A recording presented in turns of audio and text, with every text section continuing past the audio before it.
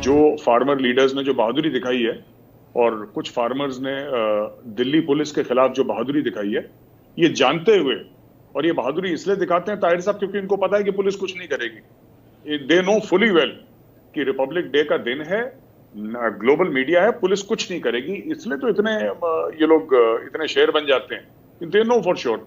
तो ये सब एक पूरा अंदर का बाहर का मौजू, एक पूरा एनवायरनमेंट बन रहा है जिसकी वजह से ये सब हमारे यहाँ कलेश हो रहे हैं, ये सब परेशानियां हो रही हैं ताहिर साहब। आपने बिल्कुल बहुत अच्छे तरीके से सम अप की सिचुएशन की। पॉपुलैरिटी लेने के लिए सेलिब्रिटी का एक अच्छा बहाना है। सिर्फ पॉपुलैरिटी ही नहीं मिलती बल्कि इनके पीछे जो प्लेयर्स हैं वो भी इनके स्पॉन्सर्स हैं। तो आजकल के कोविड के ज़माने में जबकि इनके गाने भी बहुत ज़्यादा रिलीज़ नहीं हो रहे, तो इस तरह पॉपुलैरिटी घर बैठे बैठे मिल जाए तो इससे बड़ी बात क्या होगी।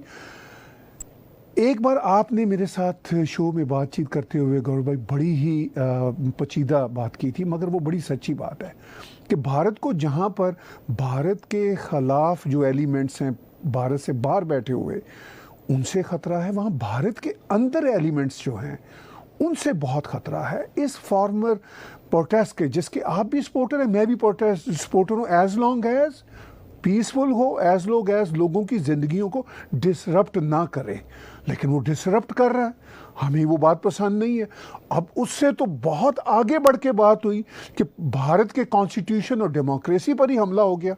तो वो जो इंसुरेक्शन है वो इस सारी सूरत में जो भारत के अंदर बैठे हुए एलिमेंट्स हैं, जो बाहर के एलिमेंट्स से वो टिक्टेशन कैसे ले रहे हैं। यहाँ पे जो एक्सट्रीमिस्ट बैठे हुए हैं वो कह रहे हैं कि हम इतने लाख डॉलर देंगे, आप झंडा लहरा दो। तो ये कैसे वो आपस में कोऑर्डिनेट कर पा रहे हैं।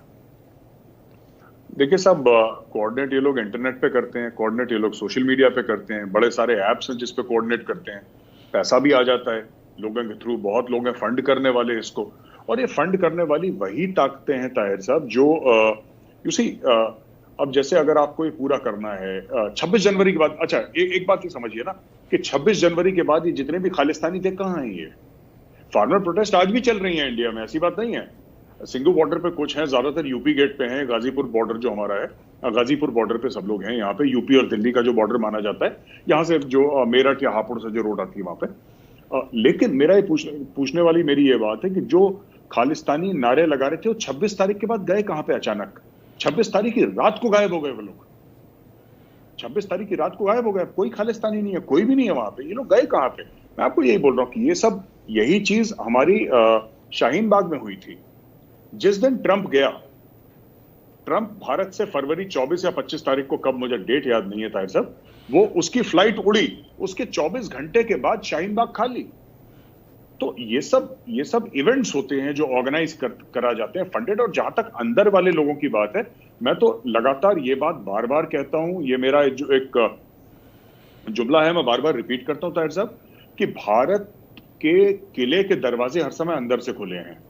ये किसी में इतनी हिम्मत नहीं थी कि बाहर से दरवाजे खोलते, अंदर से खुले हैं। जयचंद भी इसी मिट्टी की पैदावार है, राइट, और मीर जाफर भी इसी मिट्टी की पैदावार है। ये बाहर नहीं पाएगा, ये भारत में ही पाएगा। तो वो अभी भी देखिए, जब हम मीर जाफर की बात करते हैं और जयचंद की बात करते हैं ताहिर साहब, these are not simply people, this is a state of mind. ये एक जहनियत है, ये एक जहनियत है। और वैसे टाइप के लोग बहुत हैं इंडिया में जिन्होंने अपना करियर बना रखा है इन सब चीजों के लिए, और ये जामा पहनते हैं डेमोक्रेसी का, ये जामा पहनते हैं कॉन्स्टिट्यूशनल राइट्स का। क्योंकि आपको कवर चाहिए ना, आप आड़ लेके फिर फायर करते हैं ना, फौज में भी यही सिखाते हैं साहब, आप आड़ लीजिए फिर आप फायर करें, तो आड़ लेते हैं कॉन्स्टिट्यूशन की। तो ये बड़ी बड़ी बातें करते हैं, फ्रीडम ऑफ स्पीच की बातें करेंगे, राइट। अब देखिए, एक पत्रकार हैं भारत के बड़े मशहूर जिन्होंने झूठा ट्वीट करा कि साहब एक फार्मर को गोली मार दी और उसको शहीद का दर्जा दे दिया भाई उन लोगों ने, कि उस फार्मर को गोली मार दी। बाद में पता लगा कि साहब दिल्ली पुलिस के पास वीडियो प्रूफ है कि उसने खुद ही ट्रैक्टर मारा था, ट्रैक्टर उलट गया, फार्मर मर गया। अब देखिए ना साहब, तो ये सब जो लोग हैं जो इस तरीके की बातें करते हैं, ऐसी बहुत बड़ी इंडिया में लॉबी है, वेल फंडेड, जिनका काम ही ये है। और आई थिंक इंडिया बहुत ज्यादा, मुझे लगता है जरूरत से ज्यादा टॉलरेंट है इन सब लोगों के लिए, क्योंकि वो चीज है कि यहाँ पे कई लोग हैं जो मानते हैं, और मुझे लगता है इतनी बुरी बात भी नहीं है, जो यहाँ पे लोग मानते हैं कि democracy has to be lived not just in letter but also in spirit. तो जो लोग कहते हैं इंडिया में डेमोक्रेसी खत्म हो गई है, और रात के 9 बजे आप हर रोज तो मोदी जी को गाली देते रहते हैं, अमित शाह जी को गाली देते रहते हैं, फिर कहते हैं मोदी इज अ फाशिस्ट। अगर मोदी फाशिस्ट होता तो ये गायब हो चुके होते, कब से जेल में होते या गायब हो चुके होते। पर सब भले चंगे हैं, सब मोटे मोटे पेट, बड़े बड़े गले, मूछें लेकर आते हैं टीवी पे, और आप भारत में बैठ के भारत के प्रधानमंत्री को तो रोज भला बुरा कहते हैं, फिर कहते हैं साहब डेमोक्रेसी खतरे में। और कितनी डेमोक्रेसी चाहिए इनको ताहिर साहब? मैं तो ये जानना चाहता हूं, इनको डेमोक्रेसी कितनी चाहिए, कौन से लेवल की इनको डेमोक्रेसी? इनको डेमोक्रेसी चाहिए अराजकता फैलाने की, जिसको कहते हैं ना कि कंप्लीट एनार्की, जो फितनाई का माहौल जो होता है ना, कि वो उनको वो वाला फ्रीडम चाहिए कि हम आग लगा दें पूरी दुनिया में, हमें वो वाला फ्रीडम वो तो कहीं नहीं मिलता। तो वो इंडिया में ढूंढ रहे हैं साहब ये लोग। आपने कहा कि इनको फ्रीडम चाहिए आग लगाने की, इनको चाहिए कि ये जितना ज़्यादा से ज़्यादा अनारकियत फैला सकें उतनी फैला सकें ताकि इनका काम चले। लेकिन सवाल ये है कि हम यहाँ वेस्टर्न वर्ल्ड में देखते हैं गौरव भाई, यहाँ पर भी लिमिट है। यहाँ पर जब हमारे नेटिव्स प्रोटेस्ट करते हैं तो प्राइम मिनिस्टर एक हफ्ता तो बर्दाश्त करता है, और जब वो रेल की पटरियाँ रोकते हैं तो फिर प्राइम मिनिस्टर भी फिर आर्मी को भेजता है और कहता है कि भाई इनको यहाँ से निकालो। अमेरिका में आपके सामने जो हुआ, तो जब वेस्टर्न वर्ल्ड के ये प्रेसिडेंट मौजूद हैं और हमें ये पता है कि वेस्टर्न वर्ल्ड भी unfortunately when it comes to India hypocrisy का शिकार होते हैं, अपने लिए उनके और स्टैंडर्ड्स हैं, इंडिया के लिए वो बहुत ही ज़्यादा अनारकियत वाली डेमोक्रेसी चाहते हैं। लेकिन भारत को क्या करना चाहिए कि आफ्टर ऑल इस अनारकियत को इस हद तक ना जाने दे जिस हद तक चली जाती है, जैसे शाहीन बाग में हुआ 26 जनवरी को हमने देखा। जैसे मुझे लगता है अभी भी भारत में बहुत लोग हैं जो सत्ता में हैं, जो पावर में हैं। ये मैं दिल की बात कह रहा हूं ताहिर साहब, हो सकता है मैं गलत हूं, पर ये मेरी इमोशनल बात है, दिल की बात है। मुझे ऐसा लगता है कि कई लोग इंडिया में अभी भी हैं इन पोजीशंस ऑफ पावर, जिनको बहुत फर्क पड़ता है कि न्यूयॉर्क टाइम्स के एडिटोरियल में उनके बारे में क्या लिखा जाए, या फिर वॉशिंगटन पोस्ट के एडिटोरियल में उनके बारे में क्या लिखा जाए। तो चीन को तो फर्क नहीं पड़ता कि क्या लिखा जाए, वो पढ़ भी नहीं पाते बेचारे, उनको समझ में नहीं आता, ना उनको फर्क पड़ता है। तो कहीं ना कहीं मुझे ऐसा लगता है कि अगर भारत ये चाहता है कि सुपर पावर बने, तो उसको सुपर पावर वाले काम भी करने होंगे। ये गांधी का देश बोल के आप सुपर पावर नहीं बन सकते, आप गांधी का देश बोल के आप सिर्फ बेचारा बन सकते हैं। आपको कहीं ना कहीं ये रियलाइज करना पड़ेगा कि ठीक है, एक चौपाई है जो रामायण की, जो मैं बताना चाहता हूं यहां पे, और उसका तर्जुमा करूंगा, मैं ट्रांसलेट करूंगा कि विनय न मानत जलद जड़, गए 3 दिन बीत, बोले राम सकोप तब, भय बिन होए न प्रीत। ताहिर साहब, ऐसा था कि जब प्रभु श्री राम सामने समुद्र के सामने गए, जो सीता मां को बचाना था, रावण उनको ले गया था अपहरण करके, उनका किडनैप करके लंका, तो जब गए थे बचाने के लिए, समुद्र पार करने का कोई रास्ता नहीं था। तो प्रभु श्री राम ने हाथ जोड़ के 3 दिन समुद्र के सामने, यानी कि जो समुद्र था उसके सामने 3 दिन हाथ जोड़ के सर झुका के पूजा करी और रिक्वेस्ट करा कि मुझे यहां से जाने दो। समुद्र ने नहीं जाने दिया। जब उन्होंने अपना धनुष उठाया, बो एंड एरो, जब धनुष चलाया, तब समुद्र हाथ जोड़ के समुद्र से निकला और बोला कि मुझे माफ कर दीजिए और हम आपको राहदारी देते हैं। भय बिन होए ना प्रीत, there is no friendship without fear. मुल्कों में प्यार मोहब्बत बिना डर के नहीं होता, जब तक आपका कोई मुल्क आपसे डरेगा नहीं। तो मैं अक्सर इनसे बोलता हूं, ये जो आपकी फौजें हैं, ये किस चीज के लिए रख रखी हैं? आपने रिपब्लिक डे की परेड के लिए रख रखी है, काय के लिए रख रखी है? If you cannot if you cannot punish your enemies, then what good are you? आप क्या कर रहे हैं इधर?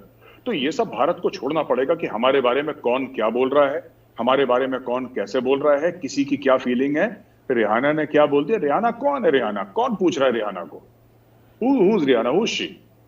रिहाना से बड़ा सुपरस्टार तो वो है इंडिया में, जो बिग बॉस में 10-15 लोग उस घर के अंदर बंद रहते हैं ना, और बड़ा वाहियात सा शो है, मैं देखता नहीं हूं, लेकिन उनकी पॉपुलैरिटी ज्यादा है रिहाना से इंडिया में, क्योंकि रिहाना को जानता कौन है। तो ये क्या है कि जो एक लेफ्ट लिबरल गैंग है, या अंग्रेजी बोलने वाला लेफ्ट लिबरल गैंग, जिनको पता है रिहाना कौन है, so people are writing thank you Rihanna for your support. Rihanna के सपोर्ट से क्या करोगे तुम? क्या हो जाएगा, रिहाना ने सपोर्ट कर दिया, मतलब क्या हो जाएगा? और रिहाना को अगर खुद जो पता बाइडेन नहीं होना। रिहाना को खुद पता हो ना होता है साहब, मसला यह है कि अगर जो बाइडेन ने भी ट्वीट कर दिया तो क्या हो जाएगा, ये बताइए, क्या हो जाएगा? बिल्कुल ठीक बात है। कोई हिंदुस्तान का कुछ नहीं कर सकता। तो ये कॉन्फिडेंस होने की जरूरत है। और ये न्यूयॉर्क टाइम्स और वॉशिंगटन पोस्ट जो लिखता है लिखे, इसमें इतना ज्यादा हमें वो फिक्र करने की जरूरत नहीं कौन हमारे बारे में क्या बोल रहा है। आप वो लिखा था ना, बड़ा फेमस बांग्ला गीत है कि अकेला चलो रे, अकेले चलते रहो, अगर तुम्हारे साथ कोई ना आए अकेले चलो, कोई दिक्कत नहीं। बिल्कुल ठीक, बिल्कुल ठीक है, मैं बिल्कुल आपसे एग्री करता हूँ। लेकिन क्या ये वाला जो कॉन्फिडेंस है, ये वाला जो रवैया है, ये आपको भारत की जो एलीट है, ख़ास तौर पर जो एस्टैब्लिशमेंट में बैठे हुए कुछ लोग हैं, पॉलिटिक्स में बैठे हुए कुछ एलीट हैं जो न्यूयॉर्क टाइम्स को इम्पोर्टेंट समझते हैं, उनमें कब ये कॉन्फिडेंस आएगा? देखिए, उनमें बात कमी कॉन्फिडेंस की नहीं है। बात यह कि जब अंग्रेज चले गए ना, तो हमारे मालिक की सिर्फ चमड़ी बदली ना, गोरे की जगह भूरे बन गए। वो मालिक तो वही गोरा साहब ही है अभी भी, वो उसका रंग भूरा है चमड़ी का, दैट्स ऑल।